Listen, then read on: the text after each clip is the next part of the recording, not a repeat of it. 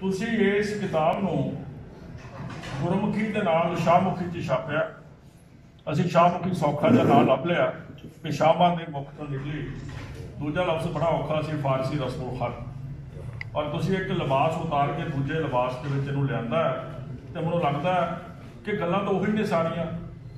ਉर्दू च कहते सैफ अंदाजे बयां रंग बदल देता है, वरना दुनिया में कोई बात नई बात नहीं। ये तुहाडे ते साडे साझे जज्बात ने जिन्होंने जुबान दी है कोहर वाला ने। और अज इस प्रेस क्लब के बेटे बस कर रुकदा थोड़ी उधर रख इस प्रेस क्लब के इस किताब का विमोचन होना, घुंड चुकाई होनी, इस लोक अर्पण करना अपने आप दे विच बहुत ही महत्वपूर्ण गल है। जिवें मैं कल कहा सी कि जिन्नी देर तक गल्लां नूं तारीख के हवाले नाल ना करो उन्नी देर तक गल्लां समझ नहीं आउंदियां। जदों 20वीं सदी के पहले 25-30 साल गज़ल लिखी गई ना, इसकी उम्र 125 साल हो चली गज़ल। और मौला बख्श कुश्ता ने पहला दीवान लिखा सी। और मौला बख्श कुश्ता ने लिखा भी है कि कोई लिखे तारीख से याद रखे, बख्शी रब ने कुदरत खास मैनू शेरां विचों पंजाबी दे सब कोलों पहले पहल छपिया ये दीवान मेरा। वो साडी गज़ल की शुरुआत सी। और लम्मा समा सानू ये लगता रहा कि गज़ल यार ये पंजाबी दी नहीं है, ये पंजाबीपन नहीं हैगा, ये पंजाबी माहौल की गुनगुनाहट नहीं है। साडे शायर सन उस जमाने के साधु सिंह अमरदर्द, ठाकुर भारती ने कई बहुत अच्छे शेर लिखे जिहड़े इत्थे बैठे ने। मैं कहांगा जरूर उन्होंने किताबां पढ़ियो कि कच्चे पक्के जो भी डिगे डिगे बेर गुआढ़ी दे घर, साडे घर तां आईयां ढीमां जादो चार को आए पत्ते। ये ठाकुर भारती से जिहड़ा लिखण वाला सी। पर गज़ल नूं अपनी लीह तो हटा के नवे रूप में लियाउण वाला पहला बंदा सोहन सिंह ईशा से, जिहड़ा भाजी ने जिक्र किया। उन्हें कच्च के वस्त्र के पिछे 10 गज़लां छापी और उन्हां गज़लां ने पंजाबी गज़ल के मुहाड़ नूं बदल के रख दिता। जद कन्नां नूं कीरदी झांजर दी शनकार, पैरां उत्ते डिगदी शमले वाली पग, शहर बनारस हो गया एवें ही बदनाम, शहर बनारस हो गया एवें ही बदनाम, कुछ वेखो अपने आप कौन नहीं है ठग। ये पहला मौका सी जदों गज़ल नूं गज़ल की नौयत नूं बदल के रख दिता। ये गज़ल लिखनी ना, कुछ लोग ने जिन्होंने आदत है भी नहीं जी गज़ल नहीं चंगी होंदी, नज़म वधिया होंदी, नज़म नहीं वधिया होंदी, गीत वधिया होंदा। इदां नहीं होंदा कदे। अदब की कोई भी सिर्फ चंगी या माड़ी नहीं होंदी। अदब की कोई भी सिर्फ, मैं बहुत जिम्मेवारी नाल कह रहा, चंगी या माड़ी नहीं। सवाल है वरतदा कौन पिया। जिहड़ा वरतन वाला बंदा जे हुनरमंद है तां वो सिर्फ दी तकदीर बदल के रख दिंदा। सो शुरू के विच इस दौर चों असीं गुजरे।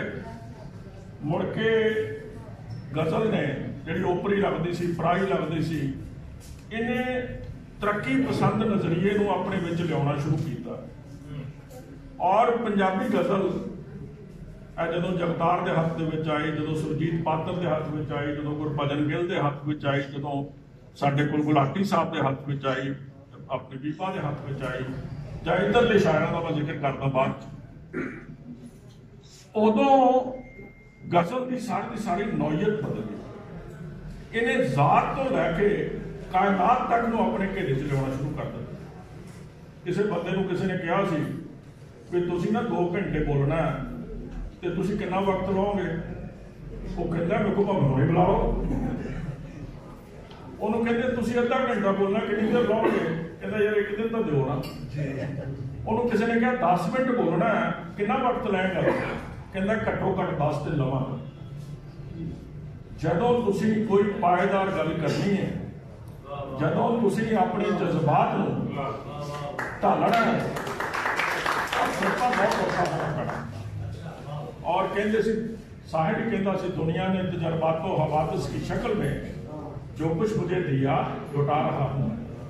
और जदों जिंदगी के तजुर्बियां हादसियां शायरी च ढालना है ना, वो फिर अपने खून नाल लिखी जानी है तो लोगों के अंदरों कितना निकल जाएगी फिर।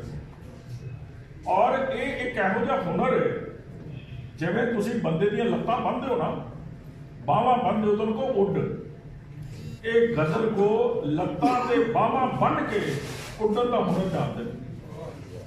और ये जो मैं कुछ कह रहा ये गुरतेज कहारवाला की किताब के हवाले नाल ही कह रहा।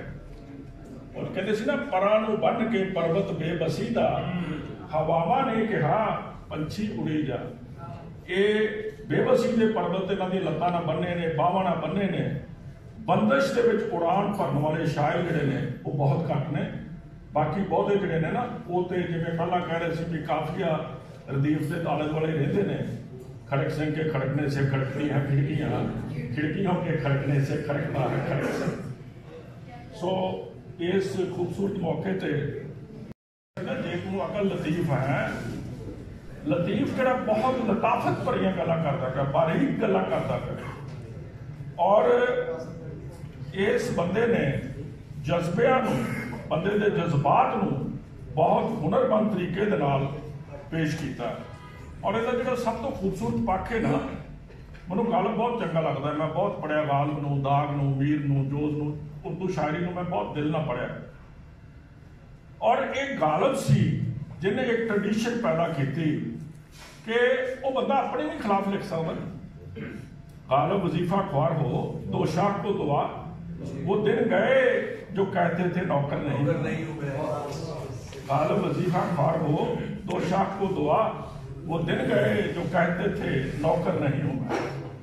हुआ है शाह का मुसाहिब फिरे है इतराता, हुआ है शाह का मुसाहिब फिरे है इतराता, वरना शहर में गालिब की आबरू क्या है।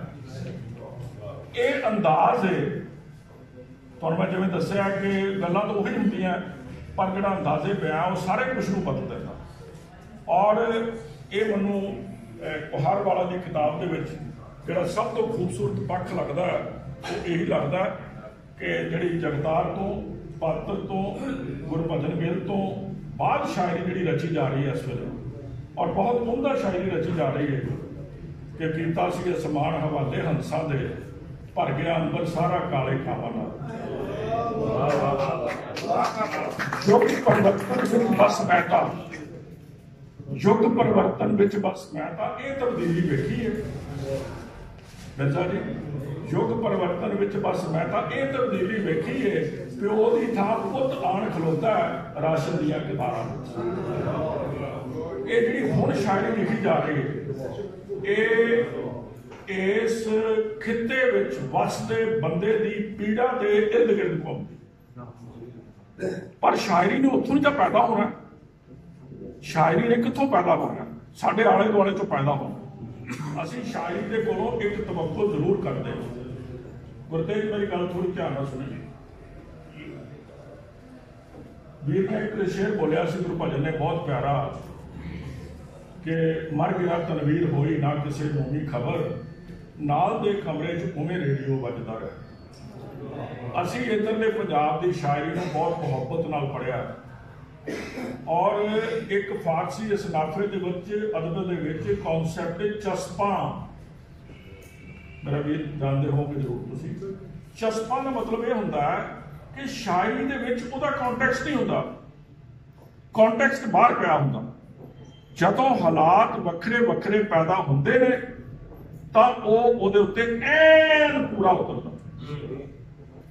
मिसाल देना तुहानूं कि मिसाल के तौर पर जे इत्थों का शायर लिखदा पिया, जोरावरा ने हर घर उत्ते अपना नाम लिख दिता है, जोरावरा ने हर घर उत्ते अपना नाम लिख दिता है, वो सड़कों से रोलदा फिरदा जिसने शहर बसाया। एक तो पाकिस्तान बारे लिखता पे, वो तो जिथे भी दुनिया एक्सप्लोइटेशन हो रही है, जिथे बंदा बंदे का लहू पी रहा है, उत्थे वो पूरा उतरेगा ही उतरेगा।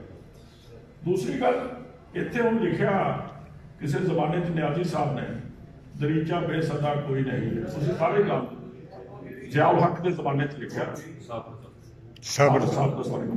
दरीचा बेसदा कोई नहीं है, अगरचे बोलता कोई नहीं। खुली है खिड़कियां हर घर की, लेकिन गली में जागता कोई नहीं। रुको तो मंजिलें ही मंजिलें हैं, चलो तो रास्ता कोई नहीं। मैं कैसे जमघटे में खो गया हूँ जहाँ मेरे सिवा कोई नहीं। ਇਹਦੇ ਚ ਇਕੱਲਾ ਕਸ਼ਮੀਰ ਹੀ ਨਹੀਂ, ਪਾਕਿਸਤਾਨ ਹੀ ਨਹੀਂ, ਇਹਦੇ ਚ ਕਸ਼ਮੀਰ ਵੀ ਹੈ, ਇਹਦੇ ਚ ਪੰਜਾਬ ਵੀ ਹੈ, ਇਹਦੇ ਚ ਸਾਰੇ ਹੀ ਨੇ। ਜਿੱਥੇ ਵੀ ਬੰਦਾ ਦੁਖੀ ਹੈ, ਆਵਾਜ਼ਾਰ ਹੈ, ਤੰਗ ਹੈ, ਉੱਥੇ ਉਹ ਸ਼ਾਇਰੀ ਚਸਪਾ ਹੋਏਗੀ। ਸੋ ਮੈਂ ਇੱਥੇ ਕਿਉਂਕਿ ਦੋਨਾਂ ਪੰਜਾਬਾਂ ਦੇ ਬੜੇ ਦਾਨਸ਼ਵਰ ਅਦੀਬ ਬੈਠੇ ਨੇ, ਸ਼ਾਇਰ ਬੈਠੇ ਨੇ, ਗੁਜ਼ਾਰਿਸ਼ ਇਹ ਕਰਾਂਗਾ ਕਿ ਸ਼ਾਇਰੀ ਨੇ ਪੈਦਾ ਤਾਂ ਸਮਕਾਲ ਤੋਂ ਹੀ ਹੋਣਾ, ਸਾਡੇ ਮਸਲਿਆਂ 'ਚੋਂ ਹੋਣਾ, ਸਾਡੀ ਪੀੜ 'ਚੋਂ ਹੋਣਾ, ਸਾਡੇ ਦਰਦ 'ਚੋਂ ਹੋਣਾ। ਪਰ ਜਿੰਨੀ ਦੇਰ ਤੱਕ ਸ਼ਾਇਰੀ ਉਡਾਨ ਨਹੀਂ ਭਰਦੀ, ਉਨੀ ਦੇਰ ਤੱਕ ਸ਼ਾਇਰੀ ਲੋਕਾਂ ਦੇ ਹਿਰਦਿਆਂ ਵਿੱਚ ਨਹੀਂ ਜਾਵੇਗੀ। ਇਸ ਸ਼ਾਇਰੀ ਦੀ ਮੈਂ ਥੋੜਾ ਜ਼ਿਆਦਾ ਬੋਲ ਗਿਆ। ਇਸ ਸ਼ਾਇਰੀ ਦੀ ਮੈਨੂੰ ਇਹ ਖੂਬੀ ਲੱਗਦੀ ਹੈ ਕਿ ਇਹਦੇ ਹਰ ਪੰਨੇ ਤੋਂ, ਇਹਦੀ ਹਰ ਗਜ਼ਲ ਤੋਂ ਤੁਹਾਡੇ ਅੰਦਰ ਲੱਥਣ ਵਾਲੇ, ਤੁਹਾਡੀ रूह ਨੂੰ ਹਲੂਣਨ ਵਾਲੇ, और जिन्हों कहते हैं दिल को, रूह को जो शाद करे, दिल को जो परनूर करे, हर नज़ारे में ये तनवीर कहाँ होती है, वो तनवीर तो नज़र आएगी। मैं थोड़ा बहुत बहुत शुक्रिया।